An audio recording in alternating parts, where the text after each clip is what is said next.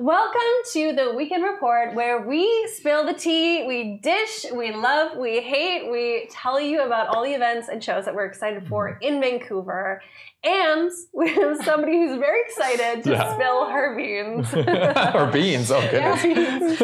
Fish? No. Make sure you guys go see her episode. It is airing live on our YouTube channel, on Spotify. We just did a whole interview with C-Star in the hot seats. Make sure you go check that out. But today we're talking about events. So what are you excited for?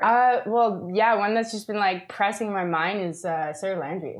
Like, okay. She's Tell me more. Like a hard techno DJ. Do you know who Sarah Landry is? No. I haven't met I'm not deep in the hard techno. Not as much as I like it. I'm a more progressive guy. She's like world famous. Like she's like one of the like premier. Oh yeah. Like top dogs. Okay, you know? and this is and happening in Vancouver. And so when I saw that, I'm like, whoa! Like Vancouver's never had like a big hard techno international like artist come. Like it's like actually like Richie Hawtin's about as big as Vancouver's Richie had. Richie Hawtin is huge, but like for a hard techno, like you know what I mean? Like it's like that specifically. Richie Hawtin's definitely like more famous, but like for hard techno, it's like it blew me away because the techno scene in Vancouver is, you know, definitely far behind. It's small for sure. Everywhere else in the world and in Canada, like you know, Toronto, Montreal, hard techno like every weekend. Right. Yeah. they And have venues for it. They have lineups for it. They have everything going on. And there's the crowd, like they have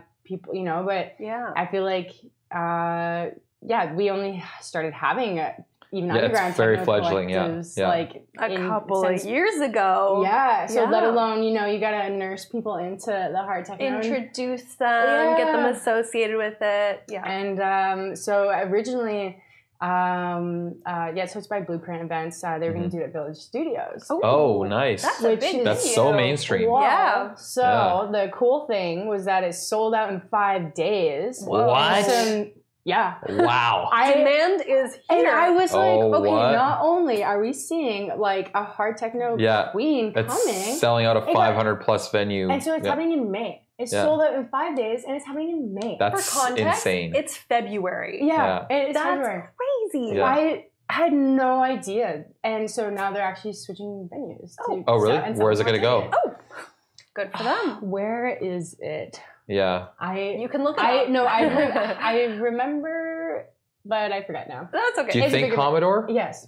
Oh. It is Commodore? Yes. Actually, not yeah, because that would be double the size. So yes. Yeah. Commodore. Thank you for saying that. That would be a sick. That would be a sick spot for that. Oh my god. Because they just had people messaging every day. Are there any more tickets? Any more tickets? And they're like, guess we're gonna sell more tickets. Yeah.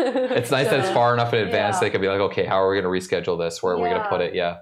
They have the time to do that. But, like, Commodore makes sense. But the demand is there. It sold out in 5 days. I was like, oh, I wonder if like how many people will go. It's like how many, you know, like I feel like I'm in a bubble with like, you know, hanging out at Vantech and we like hard techno and stuff. But then I'm like, well, think about the ramifications of that. That means that if they're easily going to be able to sell I think it's 900 people at Commodore, if I'm not mistaken, 950 or something like that. That means it justifies Vantech having, or not having, but deciding to go to such a huge venue now for their new thing. Totally. Yeah, so it's like, you know, like if they can do 2,000 people at this place, I mean, that sounds like it could be the premier spot in the West Coast for a techno show. I think that's, you know, their vision of just being like, okay, like the scene is growing, and so when it gets to that point, like just being ready for it, being ready to like host, like you know, it was their little experiment. I almost wonder if anything had, I mean, like this is not progressive melodic techno. Oh God. I'm going to smash this camera. We had Miss Money come in and she absolutely sold out the place too. Nice. So I wonder if there's not in 5 days though. Like it's sold, I think it was sold out the last week. Yeah. I agree with you. It was a very slow burn, but I almost wonder if that sellout had anything to do with the little rumblings behind the scene being like, okay, well, we can sell this.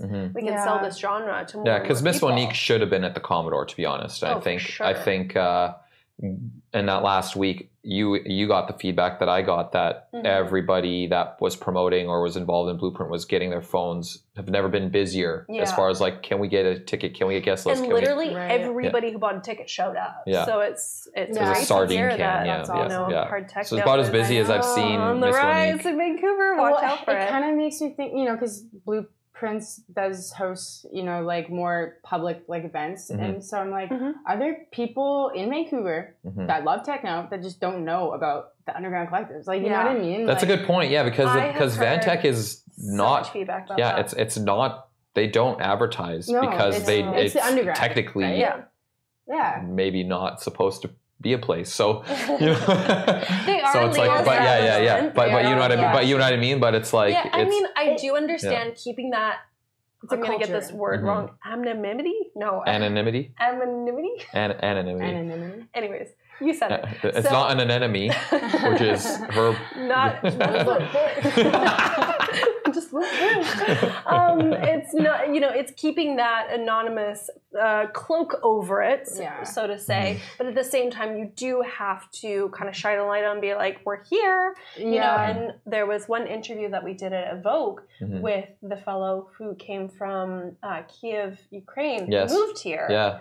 He said, I was trying to find EDM in Vancouver, could not find a single person, a single thing that was going on. And which is crazy, because there's a lot, There's so many events that are happening. There's too much to choose from. Sometimes, the selection. Yeah. It's honestly like who you know. Like, it was like, because as soon as you just got to meet that one right person. And it just, oh my gosh. That's exactly my door's open. I was like, what the hell is this place? This is awesome. Yeah. And just seeing like how big the underground is for all genres. And it's like, and the anonymity, that one. Kill it, guys. There's also like, it does create a different kind of culture as well. Like, it does. It's like, there's, depending on promoters or like what the event is, like if it feels too commercialized, also kind of goes against like what techno like really I think of it, birth the story of it, behind it can take away from it if it just feels like we're seeing this all over the place. Sorry to jump in, but we're seeing this all over the place. These best kept secrets, when they become mainstream, they do get ruined. Like let's just take some major examples. Shambhala, now that everybody knows Shambhala is a now household name. It's definitely not as good as it used to be. Burning Man, way different than what it used to be. So I haven't been. It's just the whole like influencer thing. Exactly. That's why it's mainstream now. And then even Tulum, for example, like Tulum. I've been to Tulum many times over the last 10 years, and I can see how it went like this to now it's like this. Yeah. Like there's still so much value in all of these examples. They're still beautiful and wonderful things, that are absolutely worth going to and absolutely worth doing. But because they're mainstream and they attract everybody now, not the hyper specialized, like, and the people who are like that's the thing, is like people that will go and understand the quote unquote rules or the guidelines or like the way you're supposed to behave. You attract those people, but then you also attract the people who are new that just think it's cool. And have their own agendas when they go into it. And actually, what you said, like how you're supposed to behave, like that's there's clubbers and there's ravers, and there's like rave etiquette. There's just like for 100%. Just know, like people are, respect boundaries at raves, like for the most part, compared to you go to clubs and stuff, and it's like, also I feel like though the people that are like running it behind the scenes, like and that's one thing I do love about Vantech is like they like love the underground and they are passionate about what they're doing, and like I feel like when you have a good people with like integrity and good values and like doing it because they love it, it's a way to kind of counteract the total commercial like aspect of it. Do you know what I mean? Like to keep that essence. And they're doing a great job with that. And also one thing that I do like about techno and it being an acquired taste is like you don't necessarily have like just regular clubbers gonna go see Sarah Landry, like you know what I mean? Like, that's the thing we were talking about last time with who did we have last week? Motivent. Yeah. So we were talking like, a lot of people who listen to music just casually, they don't listen to enough music for that more simple music to become boring enough for you to move into the more complicated music or more, you know, hyper specialized, or no, I wouldn't even say hyper specialized, but more specialized music like techno or progressive or it's essentially things like that. Listen to the mainstream, you get bored of the mainstream, you get into the micro stream, and then you get into the underground, because it is an acquired taste. You kind of have to learn where to listen to different things. That's right. Yeah, exactly. Yeah, so... But speaking of mainstream, the Fvded lineup just dropped. Oh, yeah, oh my God. Gosh. And we have, like, some really awesome locals on the God, Level, who is a collective of, DJ Beer, Steph Tsunami, and DJ Loop. And DJ Loop. Yeah. I'm so excited to see them. And Sam I Am is on there. Sam I Am. And Zeta's on there. And Zeta's on there. Zeta, we have posted an episode about her, interviewing her, so make sure to go check that out. But I'm peeing my little panties. Yeah, the lineup's crazy. That lineup's insane. That's as soon as I saw that lineup, I made a post on, I think it was everything I have on social, which is not much, but I was like, this is a crazier lineup than any festival in BC. No, that is by far one of the not necessarily. And the thing is it's not necessarily. What I mean by that is that it's not that it's the best lineup ever. It's like, as far as like the amount of effort that goes into booking big artists, like on a lineup to come all the way to Vancouver and put them all at the same time. Like we haven't seen it. Like I would argue that we haven't seen a lineup that comprehensive with star power since Pemberton Festival. Oh, yeah. You know what I mean? Like all heavily curated EDM, electronic music, house music. Yeah. And the thing with Fade in the Park too is that has always skewed younger, because it is an all ages festival. You get those acts like, you know, the Dimitri Vegas and like Mike's and some sort of, you know, mumble rap nonsense and, you know, and chain smokers, like, you know what I mean?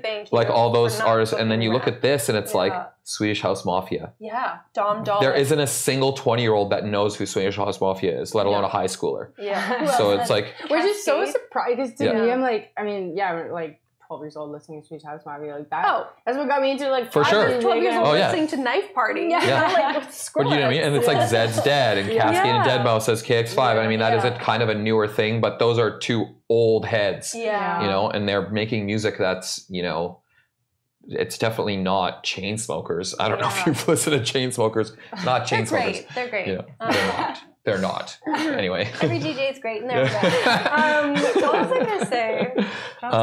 It's great. Yeah, I'm it's so insane. excited. It's insane. Yeah, and I think the work that they've done, I think we've mentioned this before, but the work that they've done putting on foundations to attract that over crowd, to gain their trust and say it's not going to be a shitty festival. We have flushable bathrooms. To have that on your website, round of applause. Yeah, you know, awesome. I didn't know that. GA Plus has flushable. In quotations, washrooms. Yeah, so I'm getting my ticket. Yeah, I bought 2 VIP tickets, and I am now financially crippled.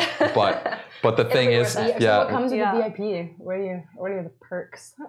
It's just no. I mean, I know that lineup is so good that it's going to be sold to the tits. Yeah. So I am not a lineup person. I'm turning 43 tomorrow. Yeah. Congratulations. Yeah, I made it this far to know that I do not want to wait in lines for the rest of my life, and that's what I anticipate VIP, at something like that. So all the way. You know, thankfully, are you gonna go? Well, I must now. I honestly like. I would really like to go support the homies. Like when I saw like so many of our local artists on there, like that's pretty much it's for me to go. Yeah. I'm so glad Blueprints included them. You know? I mean, so and like cool. to see Swedish House Mafia again. Like I saw them at the Rogers Arena show, and I mean, that was one of the best shows I've ever been to. Yeah. You know, like to see them again in Vancouver.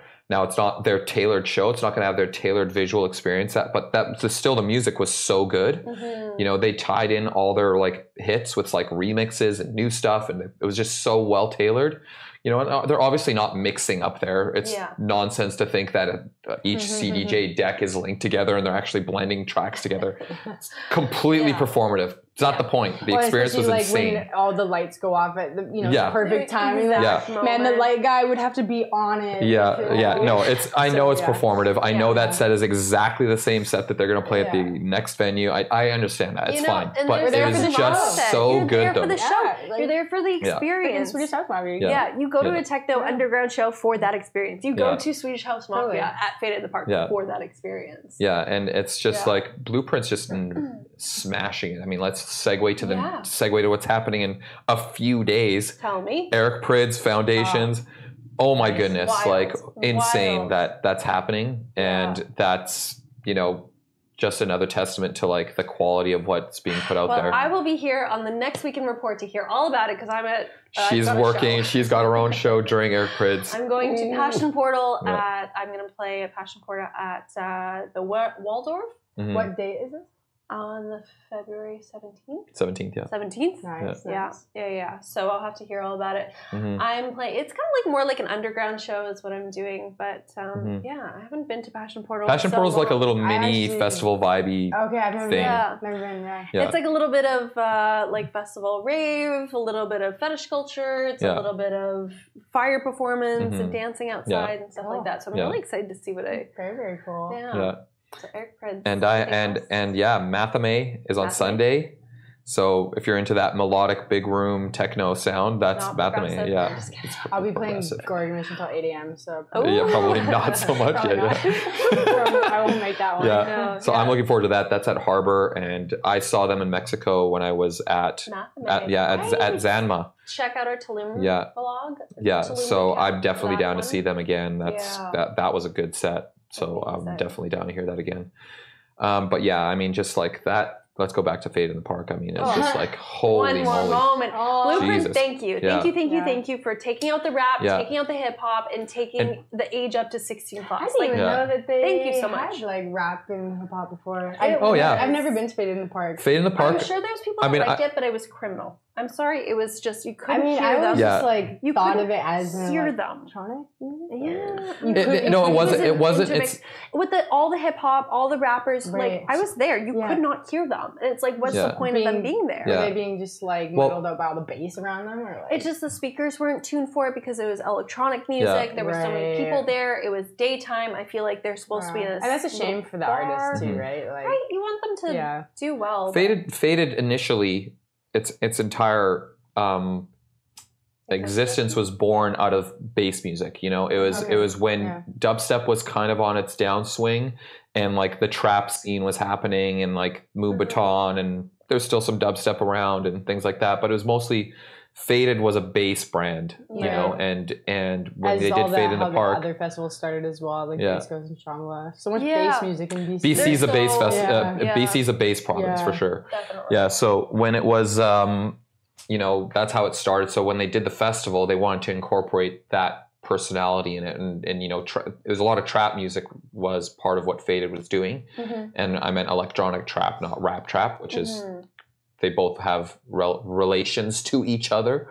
So that was that thing. But I remember, I've been to a couple Fvded in the Parks, a couple of good ones where, the one headliner was The Weeknd, and the next headliner the next day was Deadmau5, and it was like, and it was awesome. But there was a bunch of nonsense as well into it that was there. But like with any festival, your lineup is not going to necessarily all be what you like. Yeah, that's why it's a festival. You go and you can experience things you want. Acts and everything like that. Oh yeah, that was the year with Silva, BDSM, Rez, Deadmau5 on 2 different days. That was, but that was more recent. I'm thinking. No, the one the Deadmau5 was there before a long time ago.